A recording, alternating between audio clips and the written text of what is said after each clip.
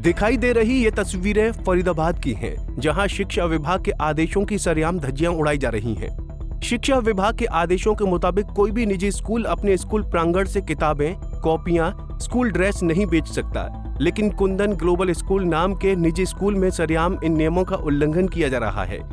वहीं जब स्कूल संचालन करने वाले से उनका पक्ष जानना चाहा तो उन्होंने मामले को यहीं टालने की बात कही और कैमरों पर कुछ भी बोलने से इनकार कर दिया।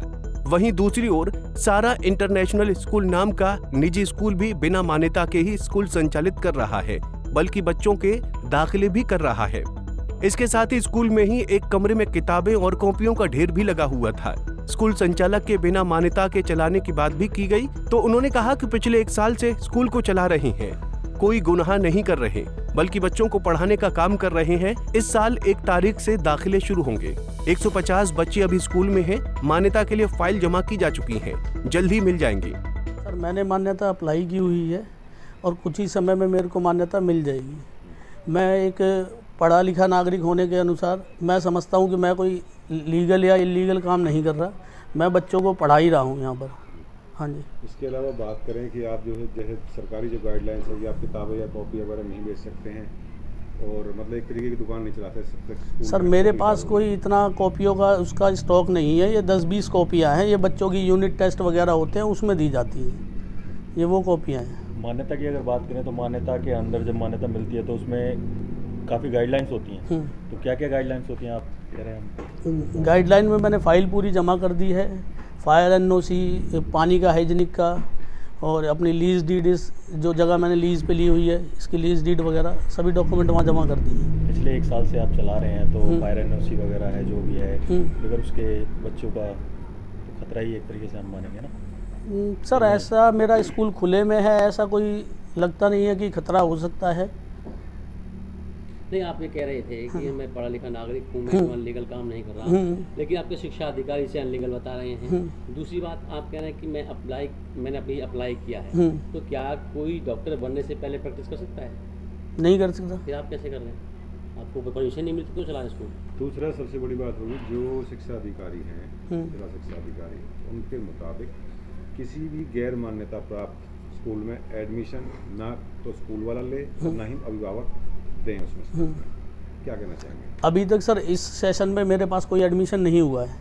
मेरा 31 को जो है सेशन पूरा कंप्लीट होगा, उसके बाद ही 1 तारीख से कोई एडमिशन हो या कुछ इस तरह की चीज़ें होंगी। अभी कितने बच्चे पढ़ रहे हैं आपके स्कूल में? मेरे पास अभी 150 बच्चे हैं। कौन कौन से क्लास के हैं? 1st to 8 तक के हैं। वहीं इस मामले में जब जिला शिक्षा अधिकारी से बात की गई तो उनका कहना है कि कोई भी स्कूल अपने यहाँ से किताबें, कॉपियां या स्कूल ड्रेस नहीं बेच सकता, किसी निर्धारित दुकान से सामान खरीदने को बाध्य कर सकता है और न ही बिना मान्यता के स्कूल संचालित किया जा सकता है। अगर कोई ऐसा करता हुआ पाया जाएगा तो उसके खिलाफ नियमानुसार कार्रवाई होगी और उसके खिलाफ मुकदमा भी दर्ज करवाया जाएगा।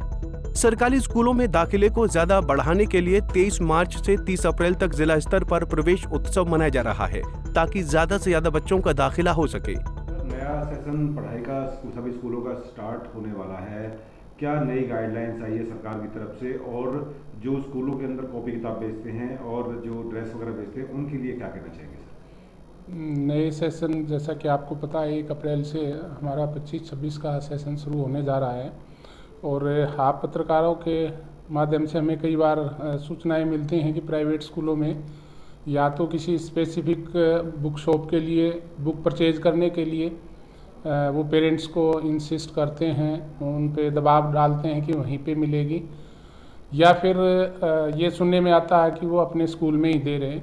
इस बारे में मैंने दोनों बीओज़ को पहले से इंस्ट्रक्ट कर रखा है कि वो इस प्रकार की स्कूलों पर नज़र रखें। यदि ऐसा पाया जाता है कि वो बच्चों को कोई विशेष दुकान के लिए कि वहीं से आपने बुक्स खरीदनी है या हमारे से कॉपी किताब खरीदें, तो उनके खिलाफ तुरंत कार्रवाई के लिए उनको बोल रखा है।